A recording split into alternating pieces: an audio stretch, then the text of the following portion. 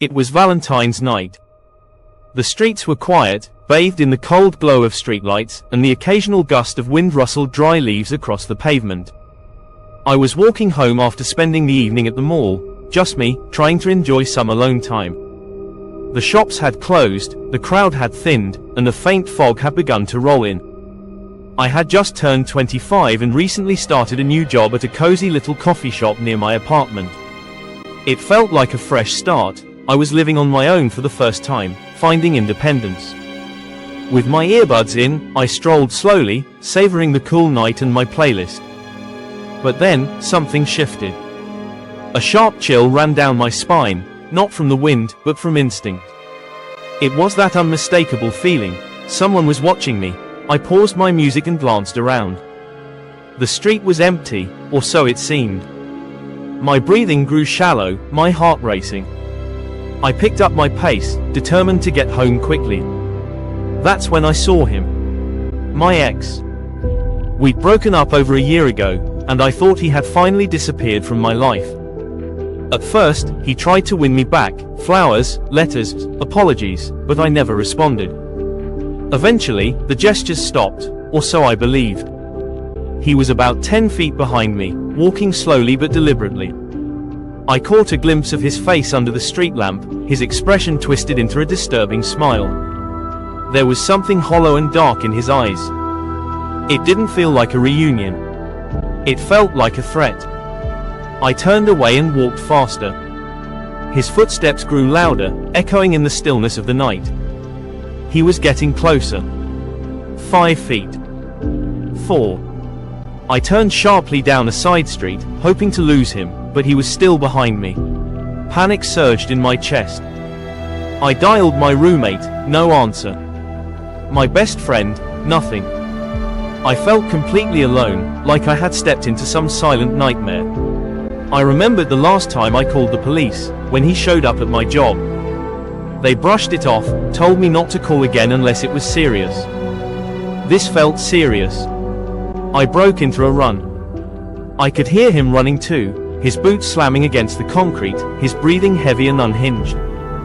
My lungs burned, but I didn't stop until I reached my building. I slammed the door shut behind me, locked it, and collapsed to the floor.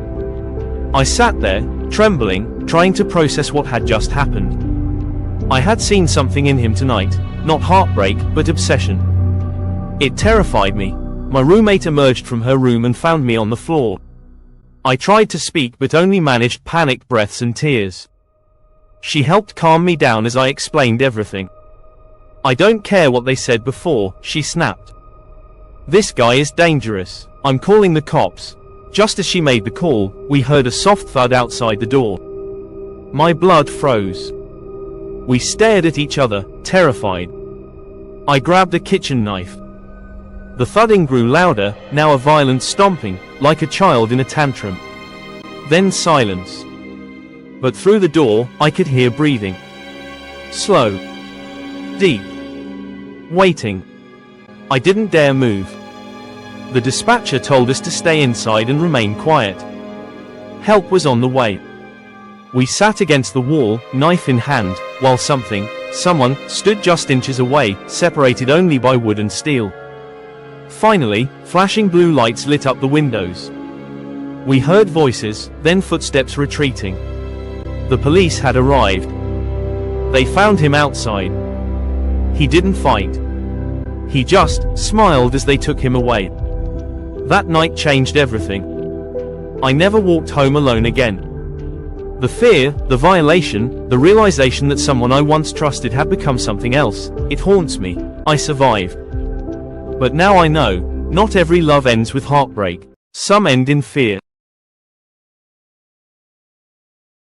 It was a chilly November night. Around 2 a.m. I was driving alone through a long stretch of highway that cut through a dense forest. The only light came from my headlights, sweeping through the dark like a blade. No moon, no stars, just blackness on both sides. I was returning from a wedding, exhausted and eager to reach home. There hadn't been a single car on the road for miles, just the occasional flicker of a deer's eyes in the trees. Then I saw it. Up ahead, something was lying in the middle of the road. I slowed down. It looked like a person. A man, face down, motionless. I stopped the car about 10 feet away. The high beams lit up his body, jeans, a tattered hoodie, and blood staining the pavement. I reached for my phone to call the police, but there was no signal. Just a red X. I considered stepping out, but my instincts screamed don't. Something didn't feel right. I honked my horn, hoping to stir him. Nothing. I rolled the window down slightly and shouted, "Are you okay?" Still nothing. Then, movement. But not from him. Out of the corner of my eye, I saw a shape dart between the trees. Then another. My heart pounded. I turned off the engine and sat frozen, watching. Shapes moved quickly, silently, just beyond the tree line. That's when the man in the road moved, but not like someone waking up. He rose, stiffly, his limbs jerking. His head turned unnaturally, like it wasn't attached right. Then he looked straight at me. His eyes were glowing. I slammed the car into reverse, tires squealing as I backed away. He started walking toward me, and behind him, dozens of figures emerged from the woods. Pale. Hollow. Wrong. I spun the car around and floored it. In my rearview mirror, I saw them standing in the road, watching. No one followed, but they didn't have to. That image, the glowing eyes, the twisted limbs, the silent watchers, burned into my memory. I didn't stop driving until I reached a gas station miles away. When I told the attendant what I'd seen, he paled. That road's been closed for years. Locals avoid it. People don't come back the same. I've never driven that route again. I never will. Sometimes at night, when I pass a wooded area, I swear I see something in the trees. It was a snowy winter night, and the power had gone out in our old hillside cabin. I was alone. My partner had gone into town for supplies, and I was trying to keep warm by the fireplace. The wind howled outside, and the snowstorm had thickened. Every few minutes, I'd glance at the window, just to reassure myself nothing was out there. I had just made some tea when I heard the front porch creak. It could have been the wind, but something about it felt different. Intentional. I moved to the window, wiping the frost with my sleeve. Nothing. I turned back, trying to shake it off. Then came the knock. Not on the front door, on the back window. I froze. The cabin was surrounded by forest, and the back window overlooked a steep drop. No path, no reason for anyone to be back there. My heart pounded. I crept slowly to the window and peered out. Just darkness. But in the reflection of the glass, I saw a face behind me. I spun around, nothing. I rushed to grab the fireplace poker and stood in the center of the room, listening. The only sounds were the crackling of the fire and the wind outside. I locked all the doors, drew the curtains, and sat down, weapon in hand. Then my phone buzzed. A message from my partner. Just arrived. You left the porch light on. I typed back, no. Power's out. Porch light shouldn't be working. No reply.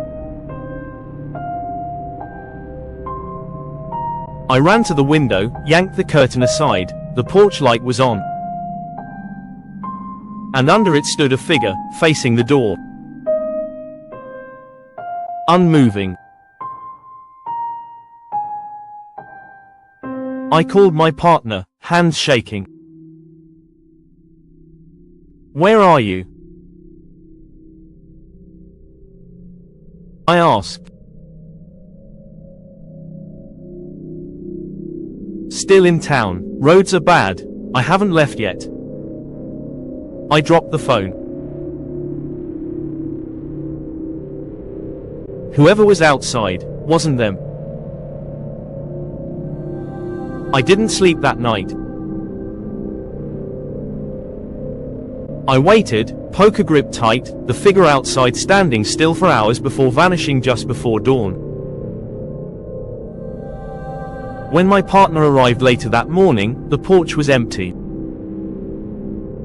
No footprints. No sign anyone had ever been there. But I knew what I saw. And the face in the reflection. It didn't belong to anyone alive.